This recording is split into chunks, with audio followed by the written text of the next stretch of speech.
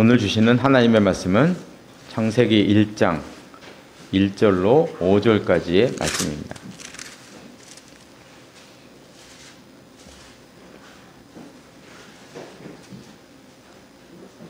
구약성경 1쪽에 있습니다.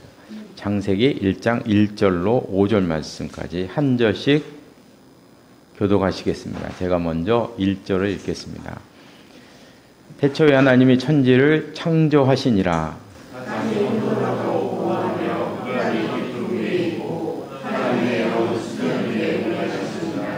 하나님이 이르시되 빛이 있으라 하시니 빛이 있었고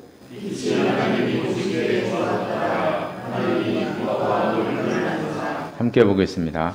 하나님이 빛을 낮이라 부르시고 어둠을 밤이라 부르시니라. 저녁이 되고 아침이 되니 이는 첫째 날이니라. 아멘. 이 말씀이 하나님의 은혜가 함께 하시기를 바랍니다.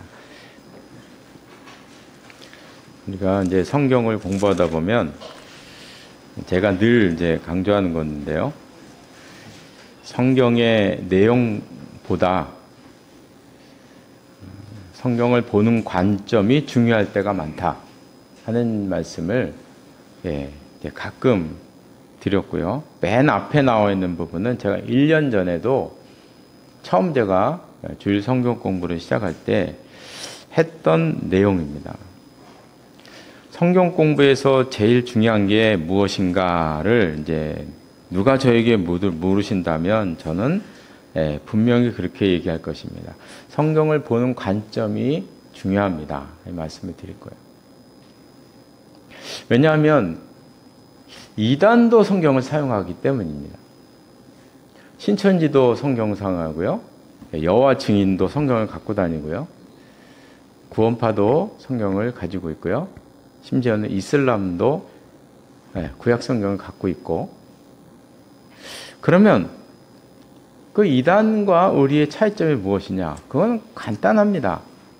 성경 해석 방법과 성경을 보는 관점이 다른 것입니다. 그러니까 이단들은 다 자기 나름대로의 성경 공부 해석, 성경 해석 방법이 있고요. 성경을 보는 관점이 있습니다. 다 나름대로 자기 나름대로 만들어 놓은 게 있어요. 있습니다. 그럼 텍스트는 똑같은데 왜 이렇게 다르냐? 보는 관점이 다르기 때문에 달라지는 것이거든요. 그러니까 성경을 볼 때 성경을 어떻게 보느냐, 올바른 관점을 갖는 것이 대단히 중요하다. 왜냐하면 뭐 성경이 요즘 없는 시대가 아니잖아요. 그죠? 예전에야 성경 구하기 힘들 때는 당연히 성경 내용이 중요하고 성경 책이 중요했는데 요즘은 그렇지 않지 않습니까? 그렇죠? 어디나 쳐도 다 성경이 나올 수 있는 그런 환경이 살기 때문에 관점이 정말 중요합니다. 크게 이제 성경을 보는 관점을 우리가 두 가지로 볼 수 있는데 그게 이제 오늘 제가 써놓은 것입니다. 하나는 이제 하나님께서 직접 주셨다는 직통계시적 관점이 있습니다. 이때 이제 성경을 기록한 저자는 무엇을 했느냐? 하나님께서 불러주신 대로 기계적으로 하나님께서 불러주신 대로 기계적으로 기록한 것이죠. 그게 이제 직통계시적인 관점, 하나님이 직접 주셨다는 관점입니다. 두 번째 관점은 하나님께서 직접 주신 것이 아니고 성령이 충만한 사람을 통해서 주셨는데 하나님께서 그 사람의 지식과 신앙과 그 삶의 배경을 사용하셔서 그가 쓰게 하셨다. 중요한 게 그것입니다. 바울이 쓰게 하셨다. 베드로가 쓰게 하셨다. 그렇게 보는 것입니다. 근데 이 두 가지 관점이 성경 공부할 때 방법론에 큰 차이를 나타내요. 첫 번째 관점을 가지고 성경을 보면 성경 문자 해석이 중요합니다. 하나님이 불러주셨으니까. 그 문자의 의미가 무엇인가가 대단히 중요하죠. 그리고 제일 좋은 방법은 뭐 이래저래 따질 게 없어요. 그냥 암송을 하면 끝납니다. 암송하는 게 제일 좋은 방법이에요. 이 관점에서는. 그 이상의 공부가 없어요. 많이 외워야 합니다. 많이 외우는 게 갑입니다. 그게 가장 좋은 방법이죠. 그리고 저자는 불러주신 대로 썼기 때문에, 기계적으로 썼기 때문에 저자가 누군가 전혀 중요하지가 않습니다. 불러주신 대로 썼는데 저자가 중요할 이유가 없죠. 두 번째 방법으로 갔을 때는 이제 상황이 달라집니다. 하나님께서 그 사람의 지식과 그 사람의 형편과 자라는 배경과 신앙, 그 모든 것을 사용하셔서 그가 쓰게 하셨다 그러면 그를 알아야죠. 그렇죠? 그 사람. 바울이 어떤 공부를 했으며, 바울이 어느 가문의 출신이며, 그 어떤 배경에서 살았으며, 그의 신앙은 무엇인가. 그걸 알아야 바울 서신을 알 수가 있는 거죠. 그 글을 알 수가 있는 거죠. 그것을 공부해야 한다는 것입니다.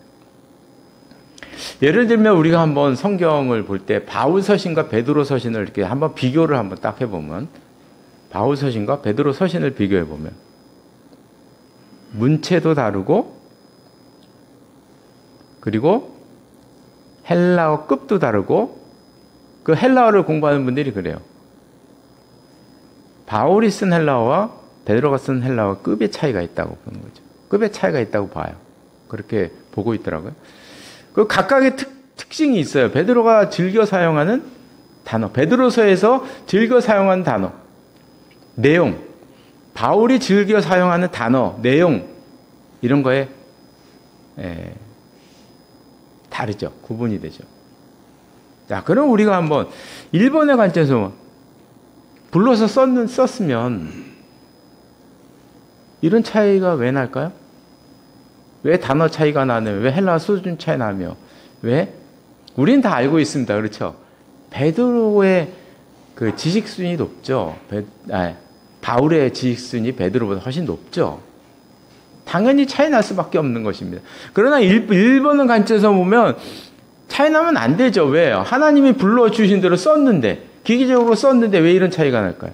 또 복음서가 왜 4개일까요? 하나님이 불러주셔서 썼으면 하나여야지. 왜 마태복음과 요한복음은 이렇게 문체 차이가 많이 나고 표현 차이가 너무나 극과 극으로 날까요?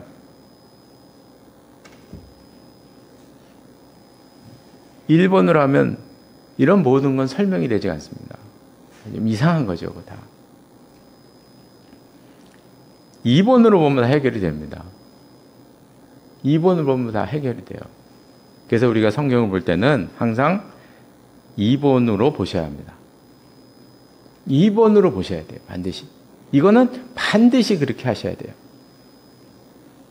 하나님께서는 바울의 지식과 성장 배경, 그의 삶의 환경, 그의 신앙, 이 모든 것을 그 종합해서 바울 서신을 쓰게 하신 것입니다. 그렇게 우리가 성경을 보고 접근을 해야만 한다는 것입니다. 근데 안타깝게도 우리나라는 안타깝죠. 1번을 너무 크게 생각을 해요. 너무 크게 생각을 해요. 아직도 그렇습니다. 제가 볼 때는 아직도 교회 리더들은 1번의 관점을 고수하고 있어요. 2번 얘기하면요, 교회에서 2번 얘기하면 이상하게 봅니다. 째려봐요, 이렇게. 쫙 째려봐요. 그래서 그게 못 있어. 못 있어요. 그러니까 목사님들이 자꾸 2번 얘기를 잘 안 해요. 자꾸 1번만 얘기하는 거예요. 째려보니까. 저의 생각입니다. 저의 생각이고요. 이 성경은 한 시대를 살아가는 한 사람에 의해서 그 사람의 모든 것을 가지고 같은 시대를 살아가는 그 사람에게 썼던 편지이기 때문에, 두 번째로 넘어갑니다. 이제 성경은 당시 사람들의 역사관과 세계관과 우주관에 따라서 기록한 것입니다. 우리 기독교는 역사적인 종교라고 이야기합니다. 대단히 중요하게 여겨요. 대단히 중요한 면입니다. 그래서 이스라엘의 역사가 있었고, 역사가 있는 거죠. 팔레스타인이라는 땅이 있었고, 예수님이 실제로 태어나셔서 33년을 이 땅을 걸으면서 사셨고, 이게 역사적인 이 사실이 대단히 중요한 거예요. 그래서 기독교는 역사적 종교다 이렇게 표방을 하고 있는데요. 그러나 거기서 역사라고 했을 때 성경이 기록된 후 2000년이 지난 오늘날의 역사적인 관념을 가지고 기록됐다고 보면 안 된다는 거죠. 역사라고 얘기했을 때 오늘날 사람들이 얘기하는 역사라는 그 테두리 안에서 성경이 기록되었을 거라고 생각하면 안 된다는 거예요. 수천 년 전 사람들이 가졌던 역사적인 관점으로 기록됐다고 봐야죠. 당연한 거죠. 그렇죠? 왜냐하면 저자도 그 시대 사람이고 하나님은 그 시대 사람들에게 알아듣지도 못할 방법으로 수천 년이 지난 지금의 역사적인 관점으로 쓰게 하셨을까요? 말이 안 되는 거잖아요. 그죠? 그 사람들의 역사관을 가지고 썼겠죠. 그 사람들의 우주관, 세계관을 가지고 쓰게 하셨겠죠. 그 사람들이 알아들어야 하니까 이거는 지극히 당연한 것일 것입니다. 그래서 오늘의 역사는 육하 원칙에 따라서 늘 기록하잖아요. 언제, 누가, 어떻게, 왜, 어디서, 무엇을 기록했느냐.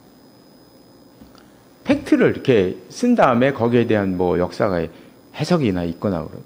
팩트를 저술하고 얘기. 그게 이제 역사잖아요. 그러나 고대에는요, 육하 원칙에 따라 기록하는 것 별로 중요하게 생각하지 않았다는 거죠. 그럼 뭐가 중요했느냐? 옛날 사람들은 그 사건을 보고 자기 하나님이 자기에게 어떤 은혜를 주었는지 신앙 고백적인 역사를 기록했다는 거예요. 그러니까 그냥 역사가 아니라 성경에 기록된 역사는 신앙 고백적인 역사. 쉽게 말하면 오늘날 우리가 말하는 역사라기보다는 증언에 따라서 기록했다는 거예요. 증언이다. 역사라기보다는 신앙 고백적 증언이다. 이렇게 표현해야 성경의 그 내용이 맞아요. 역사적 기록이보다는 신앙 고백적 증언이다. 이렇게 말하는 것이 더 많다는 거예요. 그러니까 실제적인 사건과 신앙 고백적인 말, 요건 이제 구별해야 돼. 예를 들어서 쉽게 예를 들면 제가 오늘 우리 성도님들에게 이제 질문을 합니다. 오늘 어떻게 오셨어요? 그러면 이제 이렇게 말할 수 있어요. 하나님의 은혜로 왔습니다. 요건 이제 보통 우리는 그렇게 많이 해요. 어떻게 일주일 동안 어떻게 사셨어요? 예, 하나님의 은혜로 살았습니다. 절대 틀린 얘기가 아니에요. 그죠? 그러나 신앙적인 얘기예요. 거기 그 말에는 많은 뜻이 함축되어 있어요. 너무나 많은 일을 겪어서 한마디로 얘기할 수가 없어요. 그럴 땐 하나님의 은혜로 살아왔습니다. 이렇게 말할 수도 있어요. 근데 딱히 할 말도 없어요. 그럴 때 하나님의 은혜로 살았습니다. 그럼 조금 더 안 좋게 지금 말하기가 싫어. 대화하기가 싫어. 그럴 때 은혜로 살았어요. 이렇게 말할 수도 있는 거예요. 그죠? 함축적이. 틀리지가 않죠. 신앙적인 얘기죠. 그냥 실제적인 얘기. 어떻게 오셨습니까? 차 타고 오셨죠. 이게 실제적인 얘기입니다. 차 타고 오셨잖아요. 그렇죠? 지하철 타시고 때로는 걸어오시고 차 타고 오신 거예요. 그게 팩트인 거예요. 팩트. 교회 안에서 깊은 대화들을 많이 못합니다. 제 생각에는 신앙적 대화가 너무 많아요. 하나님의 은혜로 살았습니다. 그러면 그 다음이 안 나가잖아요. 그죠? 그러니까 그렇게 겉핥기로 지낼 때가 많아요. 이게 신앙적인 대화가 대단히 좋은 것임에도 불구하고 약점이 있습니다. 그런 게 참고로 제가 말씀드립니다. 하여간 이제 그것인 거예요. 자, 그러면 성경에도 이런 신앙 고백적 표현이 많아요. 예를 들면 마태복음 4장 1절에 보면 예수께서 성령에게 이끌려 마귀에게 시험받아 광야로 갔다. 성령이 이끌려 가셨대요. 어떻게 가신 겁니까? 도대체? 하나님이 근두운을 보내셔서 구름 타고 가신 건가요? 어떻게 가신 거예요? 그러니까 표현이 성령에 이끌려, 이거는 신앙적인 표현이에요. 신앙적인 표현이에요. 뭐 천사의 날개를, 천사가 양쪽 두 개 이렇게 해서 날라오셨나요? 성령을 이끌려? 네. 자, 그럼 걸어오셨죠. 왜 오셨나요? 그럼 이제 이런 얘기하면 이제 골치 아파요. 그래서 사람들이 얘기해요. 아니, 성령으로 이끌려 오셨다잖아. 믿어. 이렇게 말해요. 네. 왜 오셨어요? 광야에? 왜 가신 거예요? 그럼 도대체? 이렇게 이제 질문이 막혀버리는 거예요. 막. 왜 오셨어요? 꿈에 하나님이 계시록 예수야, 광야로 가라. 그러셨나요? 아니면 환상을 보여주셨나요? 음성을 들려주셨나요? 우리는 이렇게 쉽게 생각하기 쉬워요. 성령을 이끌린다는 생각합니다. 그 이유를 알려면 예수님의 기도 내용을 보면 나오는 거죠. 성경의 힌트가 다 나옵니다. 괜히 그냥 질문하는 게 아니에요. 성경의 내용을, 기도 내용을 보면 왜 그 기도를 거기서 하겠어요? 그 기도 때문에 가시는 거거든요. 그 기도 안에 예수님의 고뇌와 예수님의 왜 가셨나, 가실 수밖에 없는 예수님의 그 고뇌, 괴로움, 거의 다 거기 안에 들어가 있는 거죠. 그 구체적으로 그런 팩트가 뭐냐로 들어가야 된다는 거예요. 또 하나, 이제, 사도행전. 네, 우리가 사도행전 볼 때도 봤어요. 16장 6절, 7절을 보면, 성령이 아시아에서 말씀을 더 못하게 하셨다. 비두니아로 가고자 했는데 예수의 영이 허락하지 않았다. 그럼 도대체 예수의 영 허락하지 않았대요. 성령이 말씀을 전하지 못하게 하셨대요. 그럼 어떻게 전하게 못하게 하셨대요? 이 팩트입니다. 이건 팩트. 이건 신앙적인 요구예요. 신앙적인 요구예요. 이렇게 어떻게 못하셨대? 그러면 또 그렇게 얘기하잖아요. 아니, 성령이 말씀을 전하지 못하게 하셨대잖아. 이렇게 얘기를 해요. 이게 신앙적인 요구래, 신앙적인 요구. 그럼 도대체 팩트는 뭐야? 어떻게 못하게 하냐? 그 바울이 입병을 잔뜩 들게 하셔서 말을 못하게 하셨나? 예? 입을 못하게 막 하셨나? 그럴 수도 있잖아요. 그죠? 입병이 잔뜩 나게 하셔가지고 말을 못하게 하셨나? 그럼 도대체 뭐예요? 팩트가? 물어보는 거예요. 팩트가. 그 예수의 영이 허락지 않았다는 건 도대체 이게 뭐냐? 그래서 우리가 여기서 이렇게 해석하셔야 됩니다. 여기서 어떻게 해석하냐면 팩트로 해석을 하셔야 돼요. 항상 이런 거 나올 때 팩트로. 분명히 바울에게 무슨 사건이 있었어요.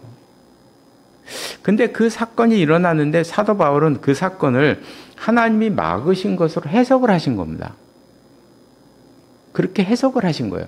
그래서 해석한 걸 쓰신 거예요. 그러니까 증언인 거죠. 그렇죠?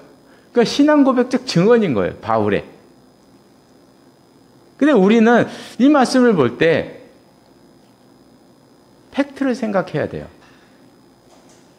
그럼 팩트는 뭐야? 왜 안 갔대? 그래서 이제 연구를 하는 거죠.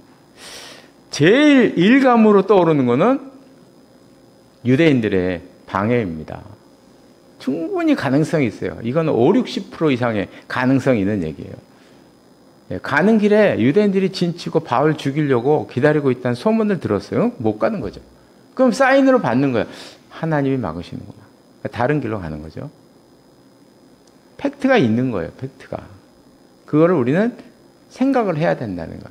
팩트가 무엇인가를 생각을 해야 한다는 것을 오늘 이제 창세기 1장 좀 이따 할 건데요. 하나님이 말씀으로 창조하셨습니다. 팩트인가요? 신앙 고백적 증언일까요? 무엇으로 봐야 할까요? 이렇게 얘기하면 이제 더 그렇게 또 많이 저도 얘기를 많이 들어가지고 너무나 말씀으로 창조하 도대체 어떻게? How? 어떻게? 이 질문을 안 해요. 한국교회는. 이 질문을 하면 혼나요. 교회에서. 어떻게? 아니 말씀으로 창조하셨다잖아. 하나님은 하실 수가 있는 분이야. 그럼 그다음 뭐 대화가 안 되는 거죠. 그렇게 얘기하는 분하고는 대화하시면 안 됩니다. 싸움이 나요. 얘기를 하면 안 돼요. 그렇게 하시면. 그럼 어떻게? 그럼 보통 말씀을 하셨다면 이렇게 한 거예요. 그러면 태양이 생겨라 말씀하셨어요. 그럼 태양이 그냥 툭 생기는 거예요? 이건가요? 이렇게 생각한다는 거예요. 우리 한국교회 사람들은. 태양이 생겨라. 툭 생겼어요. 하루를 24시간으로 생각하잖아요. 토를 달면 하나님은 하실 수 있어. 그 말에는 할 말이 없습니다. 왜냐하면 하나님은 하실 수 있는 전지전능한 분이시니까. 근데 성경을 볼 때는 증언으로 보셔요. 어떻게 하셨냐? 조심스럽게 제가 말씀을 드려요. 그러면 진화적인 방법을 사용하시면 안 되나요? 창조론과 진화론은 싸울 이유가 없습니다. 제가 볼 때는. 싸우면 안 되는 거예요. 성경 보는 관점이 달라기 때문에 하는 거예요. 그러니까 어떻게 창조하셨나? 진화적인 방법으로 사용하시면 안 되나요? 그럼 사탄적인 방법인가요? 그러니까 우리가 how로 들어갔을 때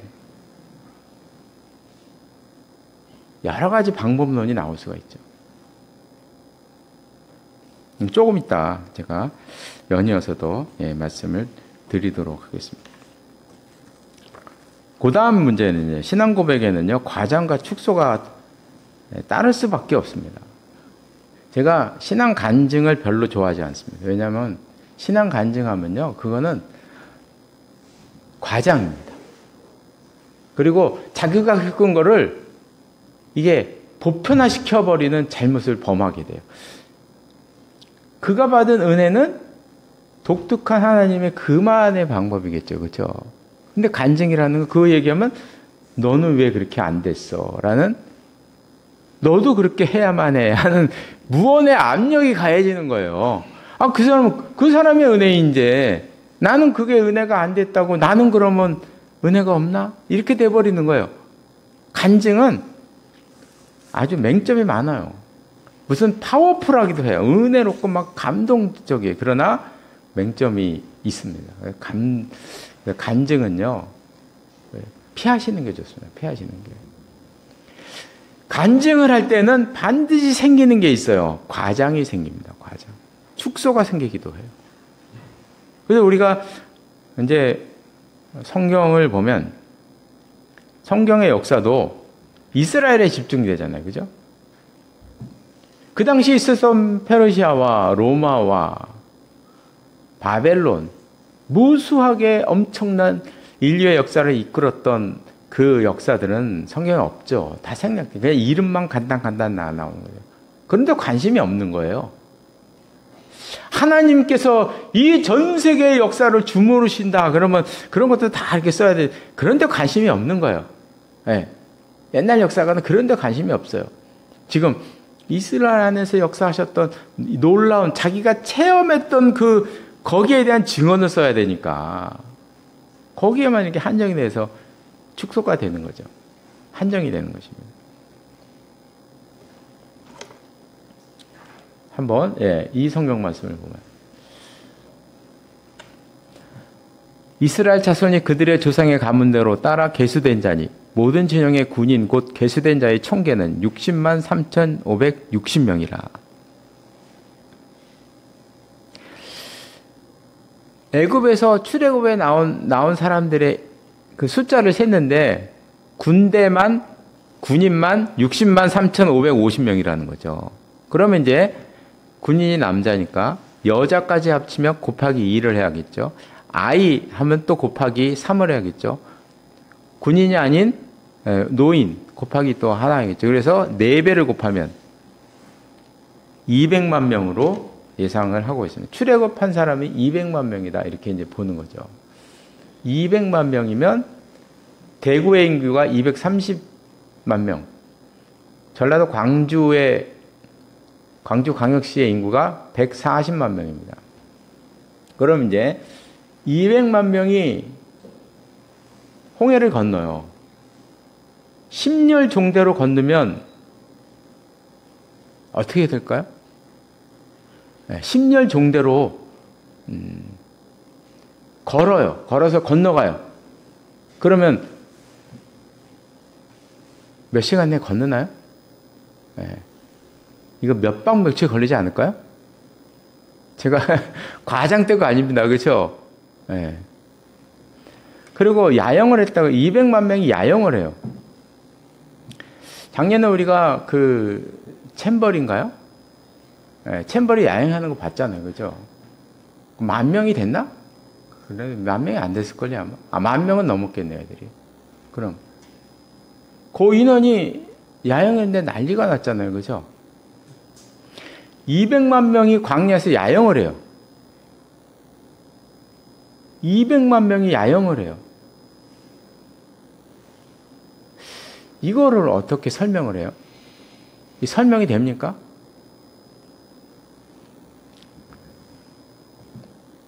그런데 이 말씀을 신앙고백적 증언으로 보면 이제 달라지는 거죠. 달라지는 겁니다. 이거. 신앙적 증언으로 보면 달라지는 거예요. 200만 명이 광야에서 살았다. 그럼 이제 사람들이 또 얘기를 해. 하나님은 하실 수 있어. 그러면 이제 거기는 대화를 하시면 안 됩니다. 그다음부터는. 대화를 하시면. 신앙적 증언과 팩트를 구별 못하는 사람하고는 대화하시면 안 돼요. 섞여 들어가요. 그래서 이제 예전에는 이렇게 해석하는 분들이 많았어요. 어떻게 해석했냐면 모세오경이 맨 처음에부터 이렇게 문서로 지금 우리가 갖고 있는 창세기, 출애굽기, 레위기, 민수기, 신명기 이렇게 성경으로 이게 기록된 건 아니었어요. 맨 처음에 구전으로 전해되겠죠. 그러다 어느 순간에 이것이 이제 기록이 되면서 점점 정착이 되면서 이게 5권으로 묶여지는 시기가 있었겠죠. 그렇죠? 그걸 다윗과 솔로몬 시대로 봅니다. 다윗과 솔로몬 시대로 봐요. 그러면 요거는 이렇게 해석하는 분들이 있었어요. 많았어요. 60만 3,550명은 다윗 시대의 군인 숫자입니다. 성경을 보시면요. 다윗 시대의 군인의 숫자가 60만 대군이었어요. 그럼 이걸 우리가 어떻게 해석하느냐, 신앙적으로. 이렇게 해석합니다. 우리는 이제 찬송가에도 그런 찬송가가 있잖아요. 거기 너 있었는가 그때에 주가 십자가에 달릴 때 너가 있었느냐. 우리는 없었습니다. 그러나 신앙 고백적으로 나도 같이 그 자리에서 그 고난을 당했다고 생각을 해요. 신앙 고백적으로. 나도 그 자리에 참여한다고. 예수님의 사건에 나도 믿음으로 참여를 하는 거죠. 다윗 시대와 솔로몬 시대의 사람들이 이 출애굽한 이게 놀라운 이 역사에 내가 참여한다는 의미에서 그때 시대에 그 사람들을 썼을 수도 있다. 신앙 고백적 증언으로 이렇게 해석을 많이들 했습니다. 그렇게 하는 사람도 있어요, 지금도. 또 한 가지, 요즘 이제 많이 발견된 거예요. 1000이라는 숫자가 군대 용어래요. 그걸 고대 기록에서 발견을 했어요. 고대 이집트 기록에서 발견됐을 거예요. 1000이라는 숫자가 군대 숫자래요. 그래서 예를 들어서 1000은 뭐냐? 한 분대를 말한대요. 옛날에 한 분대래요. 그걸 1000이라고 군대 용어로 사용했대요. 그러면 10만 명이다 그러면 10 곱하기 1000이에요. 그러니까 10개의 분대를 만으로 표현을 했다는 거예요. 그렇게 했대요. 그러면 60만이면 600분대가 되는 거죠. 그렇죠? 600분대가 되는 거예요. 600분대로 해석하는 새로운 해석을 요즘 얘기를 하고 있어요. 학자들 사이에는. 그것일 것이다. 이것도 이렇게. 이게 왜 갑자기 내려갈까요?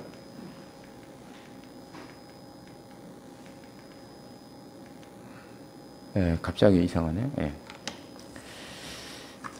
그래서 우리가 성경을 볼 때 이렇게 과정과 축소의 경향이 있어요. 그래서 제가 이제 계속 얘기하는 것처럼 거기에 제가 썼어요. 팩트가 무엇인가를 물어야 한다. 성경을 볼 때 이렇게 해야 한다는 것입니다. 그래서 성경 말씀은 한마디로 말하면 이렇게 신앙으로 둘러싸여 있어요. 신앙으로 이렇게 둘러싸여 있어요. 이게 좀 이상하죠, 그렇죠? 오늘 죄송합니다. 좀 이따 그래야지. 신앙으로 둘러싸여 있어요. 그래서 이게 왜 이런지 제가 이렇게 하고 있는데 이렇게 되네.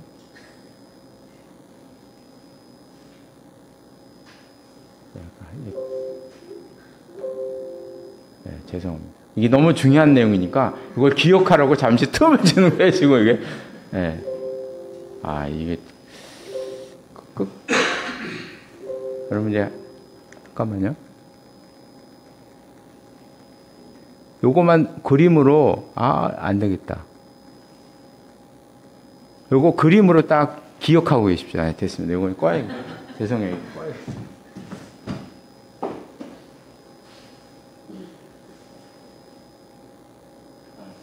요거를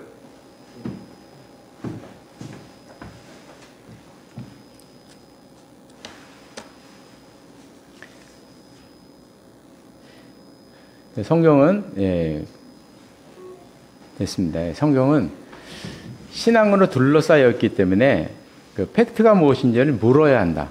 이거를 이렇게 기억을 하시고 성경을 접근해야 돼요. 그렇게 해서 우리가 대화를 해야 올바른 방향으로 이렇게 갈 수가 있다는 것이죠. 그래서 성경 말씀에서 중요한 거는 글자가 아니라 사건입니다. 그러니까 우리가 하나님의 말씀이라고 했을 때 우리는 말씀이니까 글자다 이렇게 생각하게 계셔요. 근데 하나님의 말씀은 글자가 아니고 사건입니다. 그 사건을 기록한 것이 글자인 거죠. 그러니까 글자는 하나님의 말씀을 기록한 도구이지 글자 자체가 말씀이 아니에요. 사건이 말씀인 거예요. 사건이. 그럼 그 사건이 신앙으로 둘러싸여 있는 그 사건이 진짜 팩트가 뭐냐? 어떻게? 왜? 질문을 해야 되겠죠. 그렇게 관점을 가지고 보시는 게 중요합니다. 제가 오늘 창세기 1장을 이제 봤는데요. 창세기 1장을 어떻게 보느냐에 따라서 그 사람의 신앙과 신학이 달라져요. 이게 창세기 1장을 보는 관점이 대단히 중요합니다. 그래서 제가 1장을 이렇게 들고 온 건데요. 4가지 관점이 있습니다. 첫 번째는 문자적인 관점이에요. 이게 이제 예전부터 고전적으로 많이 해오던 것입니다. 그래서 실제로 창조는 6일 만이 되었다는 거죠. 그래서 젊은 지구론을 표방하는 그 주장입니다. 그래서 지구의 역사는 그렇게 오래 안 됐다는 거예요. 10,000년도 안 됐다. 6,000년이다 이렇게 얘기를 하죠. 6,000년이다. 지구의 역사는 6,000년이다. 그리고 실제로 6일 만에 창조된 것이다. 이렇게 말하는 분들이 아직 많이 있죠. 우리 한국에 특히 많습니다. 이런 제 관점에 따르면은 과학과 충돌을 일으키죠. 과학과 크게 이제 충돌을 일으키는 게 뭐냐면 태양보다 지구가 먼저 생겼잖아요. 태양보다 지구가 먼저 생겼습니다. 여기에 관점이에요. 태양보다 지구가 먼저 생겼어요. 또 하나는 태양이 만들어지기 전에 먼저 채소가 나와요. 한번 보시면 1장 11절 12절에 보면 나와요. 땅이 풀과 막 채소를 내잖아요. 열매나무, 나무를 내고 막 나무도 막 예, 밀림이 등장하죠. 밀림이 생겨났어요. 그러나 이때는 태양이 없었거든요. 태양은 그 다음날 생겼어요. 15절에 두 강명체 태양과 달이 나오잖아요. 아 그러면 태양이 없는데 나무가 났고 잎이 우거졌네요. 네. 큰 충돌이 일어나게 되는 거죠.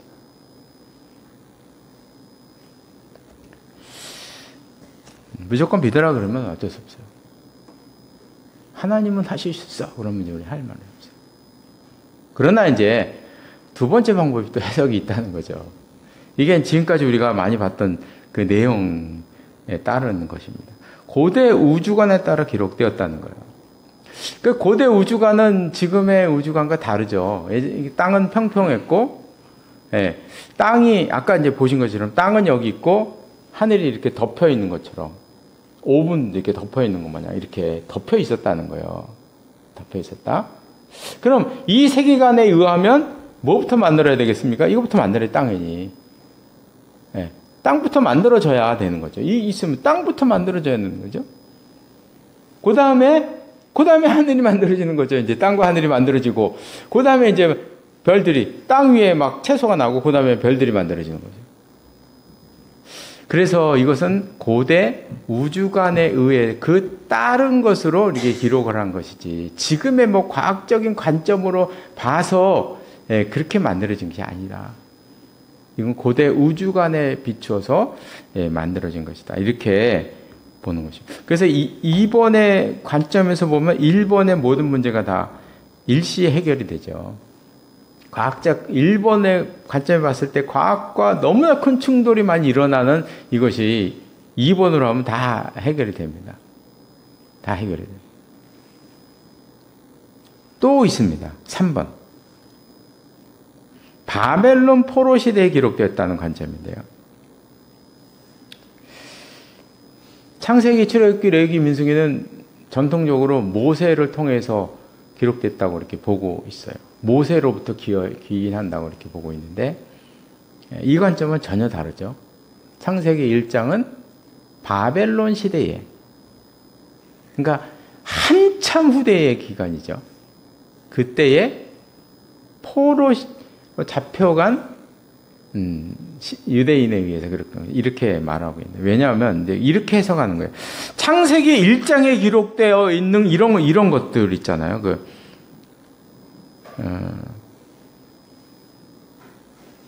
태양, 달, 별, 그리고 뭐 물고기, 큰 바다 짐승들, 21절에 보면 하나님의 큰 바다 짐승들,